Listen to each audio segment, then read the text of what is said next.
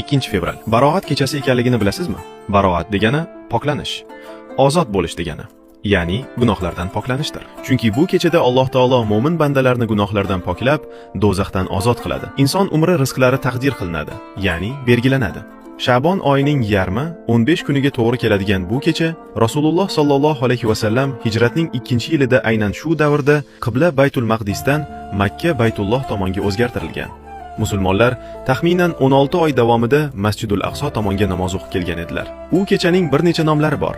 Poklanish kechasi, duo kechasi, taqdir kechasi, ijobat kechasi, muborak kecha, shafoat kechasi, mag'firat kechasi, kafforat kechasi va do'zaxdan ozod bo'lish kechasidir. Farishtalarning osmonda 2 bayram kechasi bor. Xuddi musulmonlarning yer yuzida 2 bayram kuni, Ramazon va Qurbon hayiti bo'lgani kabi. Farishtalarning bayrami Baroat va Qadr kechasidir. Shu sababli Sha'bon oyining o'rtasi farishtalar bayrami kechasi deb ham ataladi. Bu kechani qo'ldan boy bermay foydalanib qolishlik lozimdir. Kunduzlari roza, kechalari namoz, zikr, istig'for, salovat, tilovat bilan o'tkazaylik. Kim ham gunohlari kechirilishini, umri va rizqi yaxshi tomonga burilishini va do'zaxdan ozod bo'lishini istamaydi. Bu kunni Baroat kechasi sanasini faqat yaxshilikni ravo ko'rgan insoningizga jo'natib qo'ying.